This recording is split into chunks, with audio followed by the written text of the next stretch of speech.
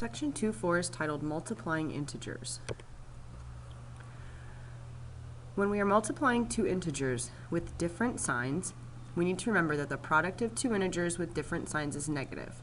So here we have a times negative b, which would equal negative ab, or negative a times b equals negative ab. And in the example, I have 2 times negative 6, or negative 2 times 6, and they both equal negative 12. So let's test that theory and also your multiplication skills. 3 times 12 is 36, but it's a negative 3, so we have a negative times a positive, so we get negative 36. 4 times negative 7 would be a negative 28. 7 times negative 8 would be negative 56. And negative 6 times 12 is negative 72. Notice the different notation used for multiplication. In problems 1 and 4, we have the dot, and in problems 2 and 3, we're using parentheses. The other option would be multiplying two integers with the same signs. And here we need to remember that the product of two integers with the same signs is positive. So we have a times b, we have a positive a times a positive b, that would equal positive ab. Or negative a times negative b would be a positive ab.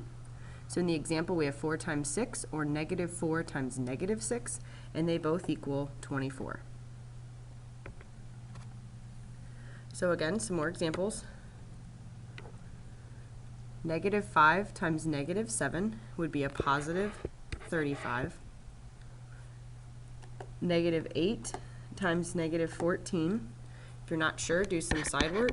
14 times 8, that's 32. 8 times 1 is 8, plus 3 is 11, so it would be a positive 112. Negative 5 times negative 11 is 55. And negative 13 times negative 4. Again, if you're not sure here, do some side work. 13 times 4, 12, and 4 plus 1 is 5. So we get a positive 52. Let's look at some examples where we're multiplying more than two numbers. Remember, just like with addition, multiplication can be done in any order.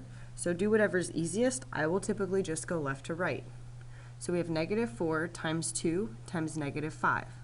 Negative 4 times 2 is a negative 8, and I need to bring down the negative 5.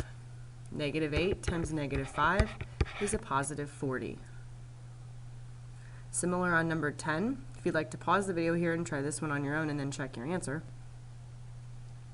Negative 3 times negative 5 is a positive 15, and then we need to multiply by a negative 6. 15 times 6, 30, 6, 7, 8, 9, would be negative 90. And for the last example, we want to simplify the expression. Number 11 says to evaluate 3xy if x equals 2 and y equals negative 6. So we're simply plugging in the numbers.